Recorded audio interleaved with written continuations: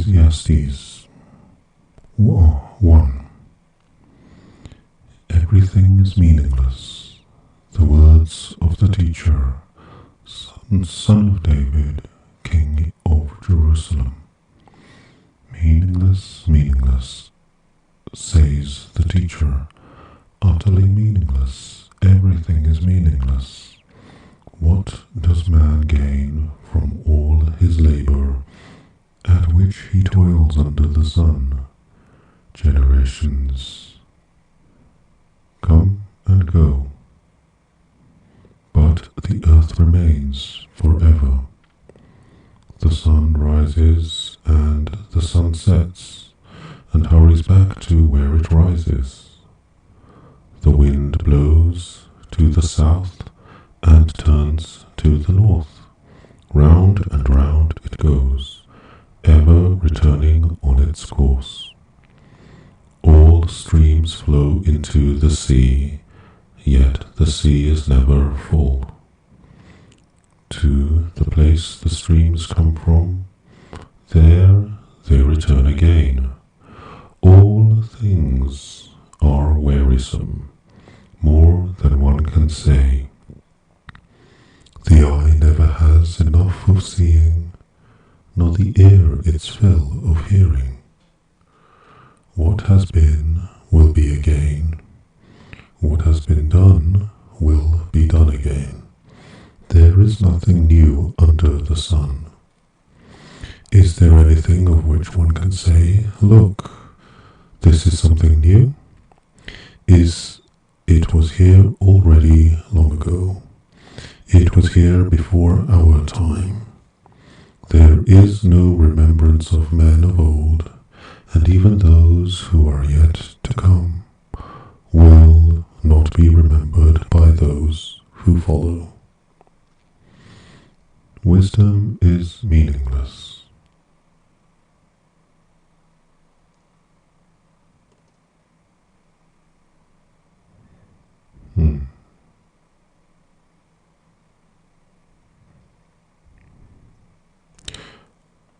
I, the teacher, was king over Israel in Jerusalem. I devoted myself to study and to explore by wisdom all that is done under heaven. What a heavy burden God has laid on men. I have seen all the things that are done under the sun. All of them are meaningless, a chasing after the wind. What is twisted cannot be straightened. What is lacking cannot be counted. I thought to myself, look, I have grown and increased in wisdom with more than anyone who has ruled over Jerusalem before me. I have expressed much of wisdom, and also madness and folly, but I learned that this too is a chasing after the wind, for with much wisdom comes much sorrow. The more knowledge, the more grief. 2. Pleasures are meaningless. I thought in my heart, come now, I will test you with pleasure to find out what is good. But that also proved to be meaningless. Laughter, I said, is foolish, and what does pleasure accomplish? I tried cheering myself with wine and embracing folly. My mind still guided me with wisdom. I wanted to see what was worthwhile for men to do under heaven during the few days of their lives. I undertook great projects. I built houses for myself and planted vineyards. I made gardens and parks and planted all kinds of fruit trees in them. I made reservoirs, 2 water groves of flourishing trees. brought male and female slaves, and had other slaves who were born in my house. I also owned more herds and flocks than anyone in Jerusalem before me. I amassed silver and gold for myself, and the treasure of kings and provinces. I acquired men and women singers, and a harem as well, the delights of the heart of man. I became greater by far than anyone in Jerusalem before me. In all this, my wisdom stayed with me. I denied myself nothing my eyes desired. I refused my heart no pleasure. My heart took delight in all my work, and this was the reward for all my labor. Yet, when I surveyed all that my hands had done, and what I had toiled to achieve, everything was meaningless, a chasing after the wind. Nothing was gained under the sun. Wisdom and folly are meaningless. Then I turned my thoughts to consider wisdom, and also madness and folly. What more can the king's successor do than what has already been done before? I saw that wisdom is better than folly, just as light is better than darkness. The wise man has eyes in his head, while the fool walks in the darkness.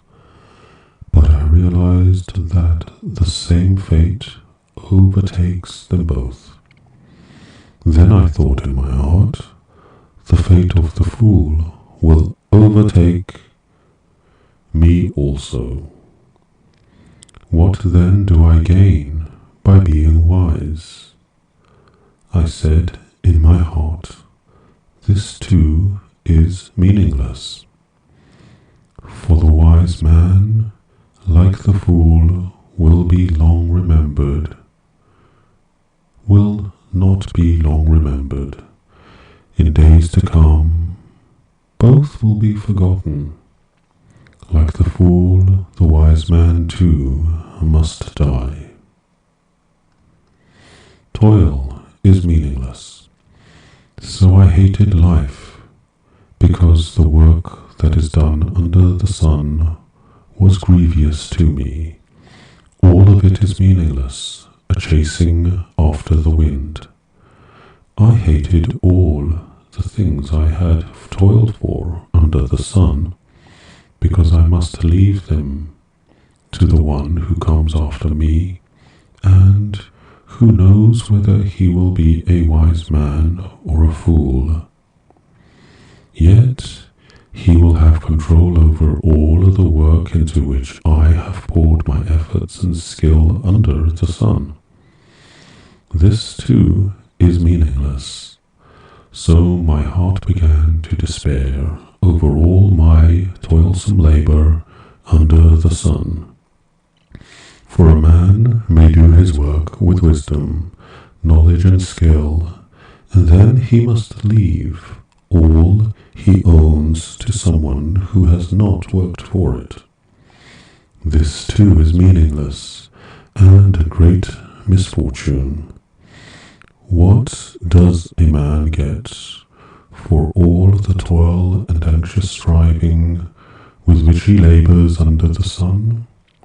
All his days, his work is pain and grief. Even at night his mind does not rest. This too is meaningless. A man can do nothing better than to eat and drink and find satisfaction in his work. This too, I see, is from the hand of God. For without him, who can eat or find enjoyment? To the man who pleases him God gives wisdom, knowledge, and happiness, but to the sinner he gives a task, the task of gathering and storing up wealth, to hand it over to the one who pleases God. This too is meaningless, a chasing after the wind.